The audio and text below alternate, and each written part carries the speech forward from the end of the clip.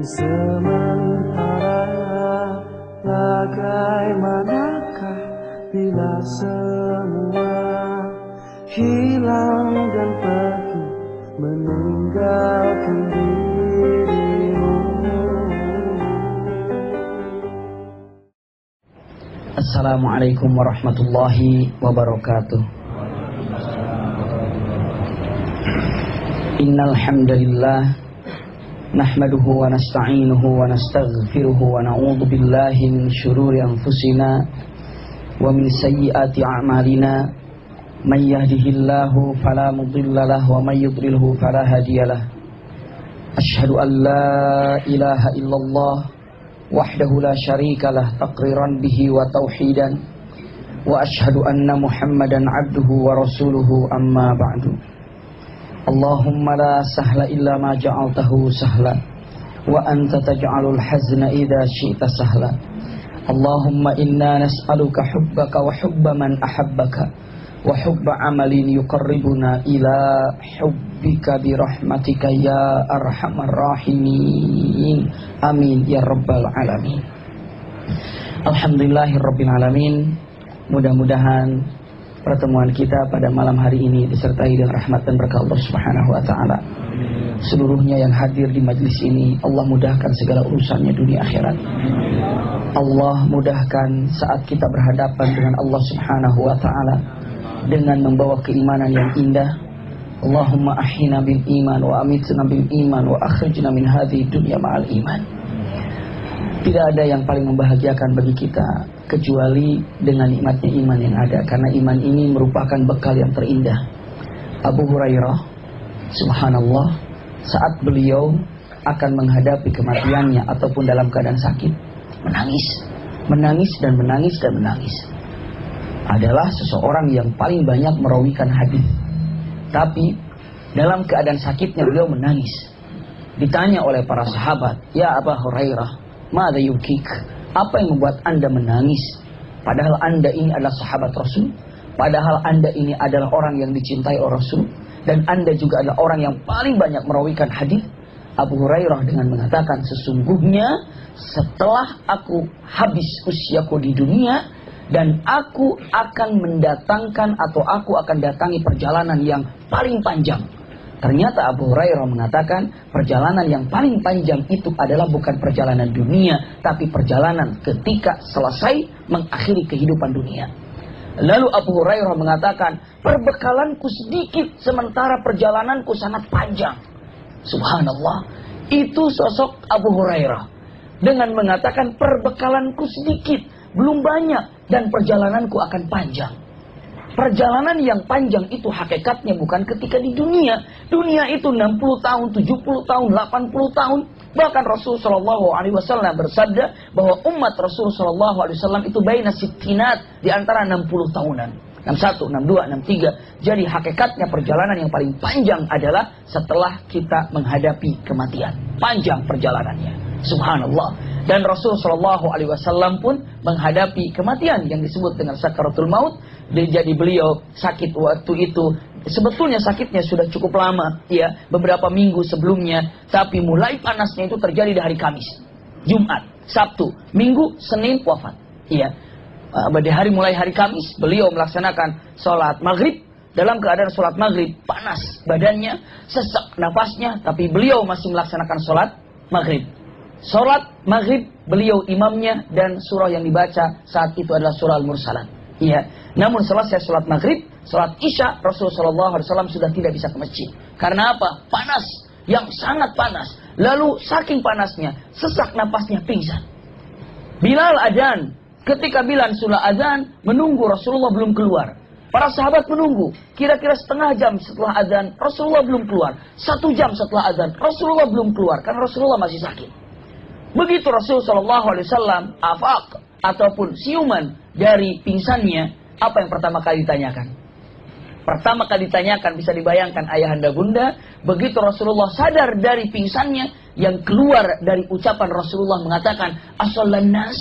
Apakah orang-orang sudah sholat? Apakah orang-orang sudah sholat? Baru sadar, baru siuman, langsung perkataan apakah orang-orang sudah sholat? Siti Aisyah menjawab, belum ya Rasulullah, mereka menunggu Anda. Rasulullah mengatakan, subbu alayya ma'ul bardah. Siramkan kepadaku air yang dingin agar aku menjadi mun'ish, menjadi segar. Begitu Rasulullah disiramkan oleh air dingin, duduk Rasulullah sejenak, merasa segar. Begitu berdiri, pingsan lagi. Subhanallah. Setelah itu sadar lagi, ditanya lagi, as-salan nas? Apakah orang-orang sudah sholat? Belum ya Rasulullah, mereka menunggu Anda. Subbu alayya ma'ul bardah. Siramkan aku dengan air dingin. Begitu disiramkan dengan air dingin, mulai terasa segar. Berdiri, pingsan lagi. Begitu afaq, bangun lagi. Rasulullah bertanya, as-salan nas? Apakah orang-orang sudah sholat? Belum ya Rasulullah, mereka menunggu Anda. Baru Rasulullah mengatakan, muru Abu Bakr liyusalliya bin nas. Perintahkan Abu Bakar untuk menjadi imam sholat bagi semuanya. Itulah sholat Isya pertama kali Rasulullah tidak berjamaah. Dan imamnya adalah Abu Bakar As-Siddiq. Subhanallah. Itulah Rasulullah. Sakit. Iya. Dan hari Kamis sakit. Jumat, Sabtu, iya, Minggu atau Ahad. Lalu Senin wafat. Itu sakit-sakit parahnya di sana. Subhanallah. Nanti suatu saat kita lihat bagaimana wafatnya Rasul Shallallahu Alaihi Wasallam sebagai gambaran bagi kita seperti apa kita akan wafat. Rasulullah saja seperti itu. Rasulullah saja seperti itu. Bahkan satu keindahan yang luar biasa. Allahu Akbar. Ini sebelum saya sampaikan dengan lanjutan yang kemarin. Lihat, begitu Rasul Shallallahu Alaihi Wasallam di dalam beberapa riwayat itu adalah hari Jumat. Rasul Shallallahu Alaihi Wasallam dibopong, diangkat. Sebelah kanan adalah Ali bin Abi Thalib. Sebelah kirinya adalah sahabat Rasulullah Abbas, pamannya Sayyidina Abbas. Dibawa dengan sapaya. Saat itu Rasulullah berkhutbah. Subhanallah. Dalam salah satu khutbahnya dengan mengatakan kata-kata hadits sahih, Rasulullah mengatakan, innallaha atau innal abda khayyarallahu. Sesungguhnya Allah telah memberikan dua pilihan kepada seorang hamba. Lihat kata-katanya. Sesungguhnya ada seorang hamba yang Allah berikan dua pilihan. Apakah hamba itu ingin hidup mendapatkan kenikmatan dunia, atau hamba itu ingin berjumpa dengan Allah Subhanahu wa taala? Dan hamba itu memilih perjumpaan dengan Allah Subhanahu wa taala. Rasulullah mengatakan khutbahnya di sana. Begitu Rasulullah mengatakan kata-kata itu, satu orang menangis dengan tangisan yang dahsyat sekali. Sampai tangisannya, seperti itu. Sampai Rasulullah melihat dan semua orang yang hadir melihat. Ternyata yang nangis itu Abu Bakar. Kenapa? Karena hanya Abu Bakar yang paham mengerti apa maksud Rasulullah Shallallahu Alaihi Wasallam. Rasulullah mengatakan kan, sesungguhnya ada seorang hamba yang diberikan dua pilihan. Apakah dia ingin hidup di dunia dengan kenikmatannya, atau ingin berjumpa dengan Allah Subhanahu wa taala? Dan hamba itu memilih perjumpaan dengan Allah Subhanahu wa taala. Hamba itu maksudnya siapa? Rasul sallallahu alaihi wasallam. Di situ Abu Bakar cerdas dan paham. Hanya Abu Bakar yang mengerti apa yang dimaksud oleh Rasul sallallahu alaihi wasallam. Makanya Abu Bakar menangis. Lalu Rasulullah tahu kalau tangisan Abu Bakar itu paham. Tapi para sahabat bingung. Apa yang membuat Abu Bakar menangis dengan kata-kata Rasulullah? Lalu Abu Bakar mengatakan, ya Rasulullah, fidaka bi abi anta wa ummi ya Rasulullah. Sesungguhnya engkau ada lebih aku cintai daripada kedua orang tuaku ya Rasulullah. Selamatkan aku dan keluargaku dan orang-orang yang aku cintai. Subhanallah. Maksudnya dengan kata-kata yang sangat simpel. Ya Rasulullah, iya, ya Rasulullah, engkau ada orang yang paling aku cintai. Apakah engkau tidak mencintaiku? Tapi tidak diucapkan, tapi bahasa dalamnya. Ya Rasulullah, engkau ada orang yang aku cintai. Lebih daripada mencintai daripada ibu bapakku. Apakah kau bisa membalas cintamu kepadaku? Sehingga engkau tidak memilih dunia saja, tidak memilih aku. Ya udah, gak usah pilih dunia, tapi pilih aku. Karena aku sangat mengharapkan melihat wajahmu. Saya dipahami ya, makna dalam Abu Bakar As-Siddiq. Ya, kalau tidak memilih dunia, jangan pilih dunia, tapi pilih aku, karena aku yang sangat mencintaimu. Subhanallah. Lalu selamatkanlah kami bersama orang-orang yang kami cintai. Seolah-olah mengatakan, aku kan mencintaimu. Tolong, engkau tidak perlu mencintai dunia, tapi cintai aku. Paling tidak, balaslah cintaku ini olehmu. Mungkin seperti itu bahasa dalamnya. Bahasa Arab itu bahasa yang sangat luar biasa, dahsyat sekali. Rasulullah tersenyum dengan mengatakan, wahai Abu Bakar, subhanallah, Anda dan keluargamu, Allah jamin untuk selamat dari api neraka. Sebelum Rasulullah SAW akhir daripada khutbahnya, lihat Rasulullah mengatakan, demi Allah, kalau seandainya Allah mempersilahkan kepadaku untuk memilih antara cintaku dengan Abu Bakar, pasti aku akan menjadikan Abu Bakar sebagai kekasihku. Tapi sayang wahai Abu Bakar, kekasihku adalah Allah Subhanahu wa Ta'ala. Allahu Akbar. Ya, tapi aku adalah orang yang sangat mencintai Allah Subhanahu wa Ta'ala. Tapi untuk membuktikan cintaku kepadamu, lihat kata-kata Rasulullah, untuk membuktikan cintaku kepadamu, tutup semua pintu yang ada dari rumahnya ke masjid. Dulu, ibu bapak, antara rumah dengan Masjidil Nabawi itu pintu langsung ke masjid. Pintu langsung ke masjid. Sehingga Masjid Nabawi itu dikelilingi oleh pintu-pintu para sahabat rumahnya. Jadi kalau seandainya ini adalah rumah para sahabat, begitu buka pintu langsung kemana? Ke masjid. Begitu buka pintu langsung ke masjid. Jadi rumah para sahabat semua nempel ke masjid. Nempel ke masjid. Jadi kalau dibuka pintu langsung ke masjid. Dibuka pintu langsung ke masjid. Itulah yang terjadi. Maka Rasulullah mengatakan, mulai hari ini membuktikan cintaku kepada Abu Bakar, setiap pintu tidak boleh ada yang pintunya langsung ke masjid kecuali rumahnya Abu Bakar. Subhanallah. Semua pintu yang aksesnya langsung ke Masjid Nabawi ditutup. Kecuali rumahnya siapa? Abu Bakar. Itu adalah salah satu penghormatan Rasulullah kepada Abu Bakar. Jadi, akses dari pintu yang langsung ke Masjid Nabawi itu hanya dua rumah. Satu, rumahnya Rasulullah. Yang kedua, rumahnya Abu Bakar. Nanti kita akan bahas bagaimana Rasulullah SAW ketika akan wafatnya. Hari ini, kita lanjutkan pembahasan kita. Cukup lama kita tidak berjumpa. Sehingga mungkin ada yang lupa-lupa pelajarannya. Tapi insya Allah semuanya masih apa? Jangan dibilang masih lupa lagi. Subhanallah. Tapi kalau seandainya lupa nggak apa-apa. Karena Imam Syafi'i selalu mengatakan, saya tidak pernah puas kalau seandainya menyampaikan satu judul belum 100 kali. Wah, itulah Imam Syafi'i. Ya, jadi kalau seandainya sudah menerangkan bab nikah, 100 kali bab nikah. Bab tolak, 100 kali bab tolak. Bab utang piutang, 100 kali bab utang piutang. Jadi kalau Imam Syafi'i ketika bertanya, lupa yang ditanyanya, nggak pernah marah, kenapa? Saya salah, baru 30 kali saya sampaikan judul ini.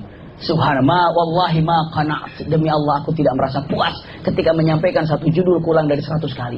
Terkadang kita yang dengarnya suka bosan, nih itu melulu yang diomongin, nggak ada lagi apa? Subhanallah.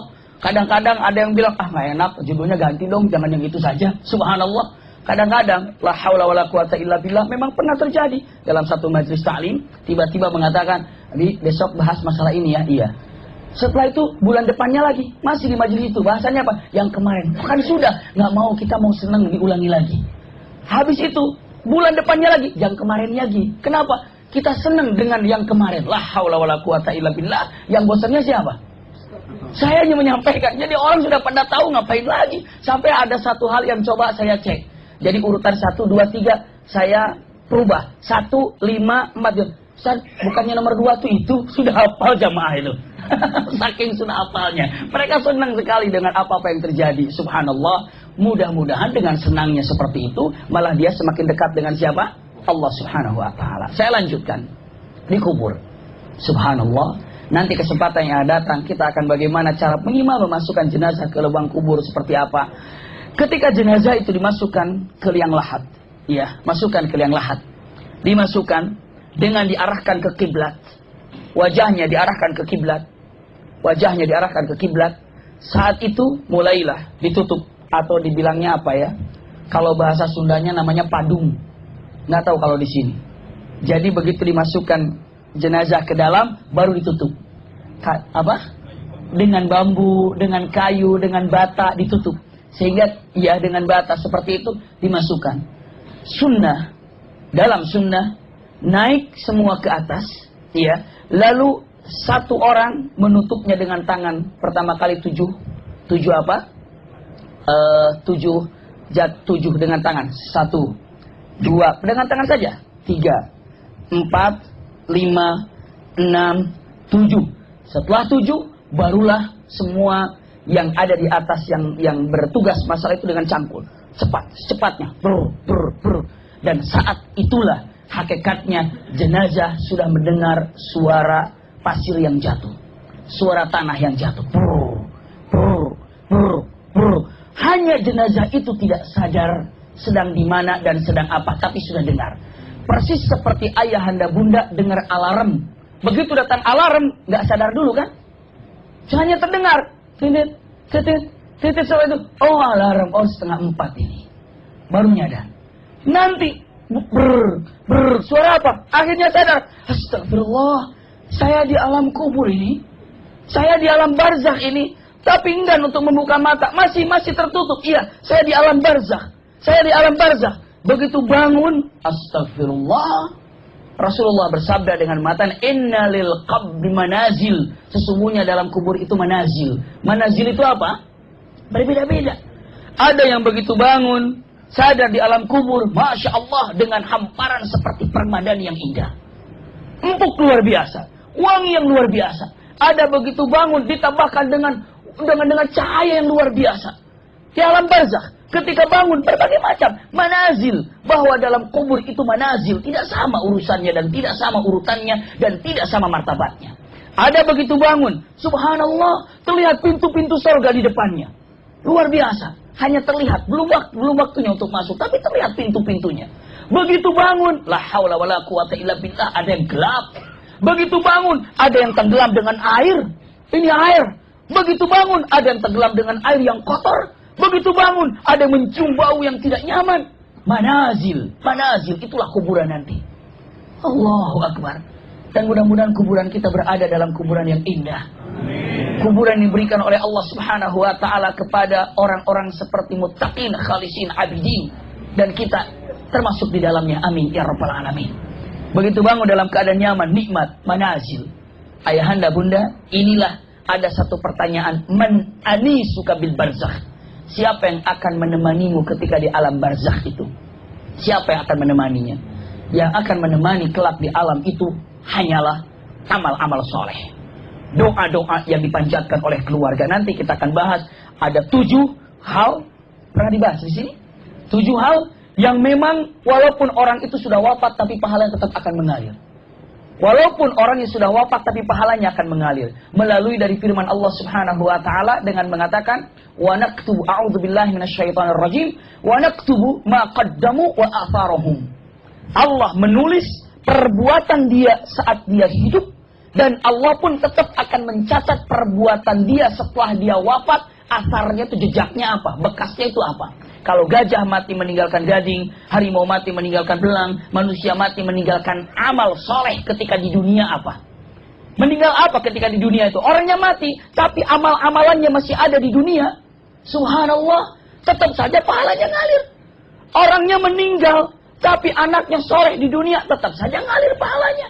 Orangnya meninggal, tapi Masya Allah pesantren yang dia bangun masih ada, tetap saja pahala mengalir. Orangnya meninggal, tapi sumur yang dia gali untuk masjid, tetap saja pahalanya mengalir. Jadi boleh jadi usia 60 tahun, tapi pahala bisa ratusan tahun. Ya seperti itu. Maka tolong ketika di dunia kira-kira apa ya, tabungan kita yang kita sudah wafat tetap ngalir. Wa naktubu ma qaddamu wa atharahum. Asarnya itu. Kalau kita ada orang yang jadi PNS, punten, selesai dia sudah tidak kerja lagi, tapi masih dapat nggak pensiunannya itu per bulan?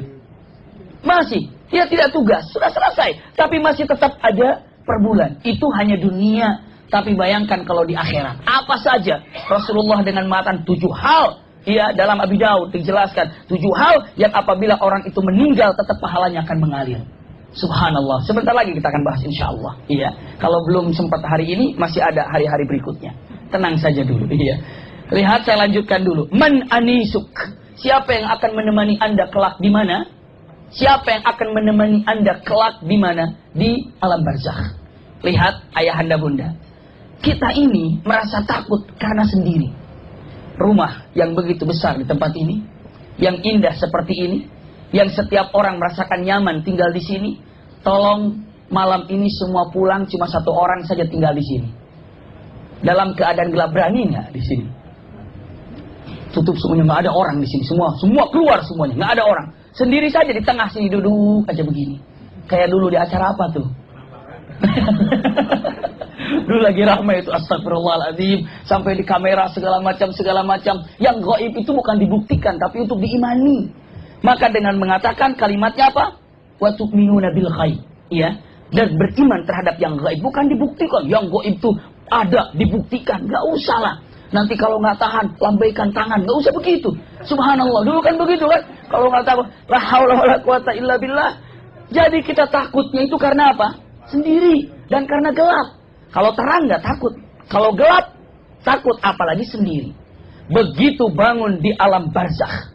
Usikum wa iyaya nafsi bitaqwallah. Bisa dibayangkan bagaimana ketika bangun pertama kali di alam barzakh. Untuk saya pribadi, kalau saya mulai tidur di satu tempat yang belum pernah saya tidur di sana. Misalnya, saya tiba-tiba baru datang melaksanakan umroh atau haji. Begitu tiba di Madinah, ya, lelah, lalu dapat kamar, setelah itu saya tidur. Begitu bangun, kadang-kadang, begitu bangun tuh ada pikiran, oh iya ini di hotel ya. Gitu ya. Atau di rumah teman yang tidak terbiasa tidur, begitu bangun, oh ini rumah teman ya. Bisa dibayangkan begitu bangun, oh ini alam barzakh ya. Oh ini barzakh ya. Subhanallah, oh ini barzakh ya. Dan bisa dibayangkan kalau seandainya bagaimana malam pertama kali di alam kubur. Apa yang terjadi malam pertama di alam kubur? Apa yang terjadi? Begitu bangun, ya Rabb, ini barzakh. Manazil, tenang bagi orang yang muttaqin seperti ayahanda, bunda. Seperti ini, nggak usah repot. Masya Allah, nikmat yang ada. Lihat ibu bapak, saya ingin sampaikan kenikmatannya agar kita lebih rajin dalam majelis ta'lim. Jangankan bunda, ayahanda baru punten-punten belum mendapatkan ilmu, baru sampai ke majelis ta'lim saja, apa pahalanya? Lihat, pernah saya sampaikan hadis ini dulu, ya, dengan di tempat ini, insya Allah, kalau tidak keliru, dengan mengatakan likulli khutwatin, setiap langkah ibu dan bapak. Kullama rafa'ata rijlak, atau kullama rafa'a rijlak, rafa'ahullahu darajah. Setiap ibu melangkah, kaki ini ketika diangkat, derajat diangkat. Subhanallah. Ketika kaki ini diinjakan, jelek diinjakan, dosa diampuni. Subhanallah, diangkat lagi derajat. Kalau satu langkah tadi melangkah, derajat. Melangkah lagi, derajat. Melangkah lagi, derajat. Melangkah lagi, derajat. Subhanallah, setiap langkah ketika kaki mengangkat, derajat tinggi. Setiap menginjakan kaki ke bawah, subhanallah, dosa terampuni. Sekarang dari rumah ibu dan bapak, datang ke tempat ini, berapa langkah? Berapa langkah? Tapi mentang-mentang yang dekat, biar banyak langkahnya, muter dulu aja lah. Bukan, subhanallah. Kebetulan tetangga di sini, wah saya tetangga nih, gimana biar dapatnya ya? Udahlah saya muter aja dulu lah. Dari mana saya mau dari asar muternya. Punten, itu mungkin bukan. Tapi ini keindahan yang ada. Ketika yang berjalan, baru sampai ke tempat ini, entah berapa derajat diangkat. Begitu sampai sini, entah berapa dosa terampuni. Subhanallah. Begitu duduk di tempat ini. Apalagi kalau ada orang melaksanakan ibadah haji berapa puluh ribu kilo ke Makkah sana. Yang membuat kita malas ibadah apa coba? Ibu bapak tahu bahwa yang membuat malas ibadah itu karena hati yang hitam. Dan hati yang hitam itu karena dosa. Kalau dosa sudah tidak ada, ibadah itu bikin rajin, nikmat. Kenapa orang begitu sampai ke Madinah? Punten, saya sampaikan kepada ibu bapak. Begitu ibu bapak sampai ke Madinah, ada malas ibadah nggak begitu sampai ke Madinah? Nggak ada ya? Sampai ke Mekah ada malas ibadah nggak? Kenapa? Wajar saja selama dalam perjalanan ini dosa terhapus. Begitu sampai ke Madinah, nggak ada malasnya. Kenapa coba? Saat itu bersih kita ini. Bersih, subhanallah. Ibadah, senang. Wah, kalau mau makan aja, ngelihat, aduh, tanggung setengah jam lagi. Mau apa? Mau adzan nanti aja. Itu waktu di Mekah. Ngelihat, aduh, tanggung setengah jam lagi, adzan nanti aja lah. Kalau di sini apa? Mumpung 5 menit belum adzan. Astagfirullah. Mumpung masih 5 menit lagi. 5 menit aja masih dihajar di sini. ini coba la haula wala quwata illa billah, lingkungan yang ada. Saya kembali lagi. Subhanallah, lihat bahwa begitu bangun yang membuat takut itu karena sendiri dan yang membuat takut itu karena gelap. Maka terangi kuburan kita ini dengan apa? Qiraatul Quran, silaturahim, dengan husnudzon yang ada akan membuat terang dari kuburan tersebut. Dan yang paling indah, mungkin ibu bapak bertanya dengan mengatakan, itu amalan yang menemani kita? Iya. Di antara 7 yang ada itu semua amal-amalan, iya. Tapi saya akan memberikan sebuah perkataan yang disampaikan oleh Syekh Nabil Awadhi ketika judulnya dengan matan man anisuka bil barzakh. Siapa teman Anda ketika di alam barzakh? Lihat ayahanda bunda, begitu bangun di alam barzakh, baru sadar, ya Rabb, ternyata saya di alam barzakh. Ya Allah, ternyata saya di alam barzakh. Ya Rabbana, ini di alam barzakh, manazil. Tiba-tiba dalam keadaan ketakutan, ada yang datang dengan mengatakan, Assalamualaikum ya fulan ibnu fulan. Nama kita disebut.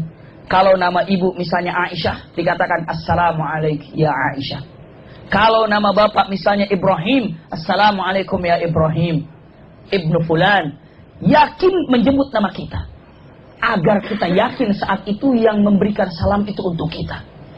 Begitu kita jawab Waalaikumsalam warahmatullahi wabarakatuh, dilihat mendekat, subhanallah, dengan wajah berseri-seri. Lalu ibu bapak bertanya, pertama dalam hati dengan mengatakan, orang ini siapa ya? Ganteng, tapi mirip dengan saya. Siapa dia ya? Lalu ibu bapak bertanya, siapa Anda?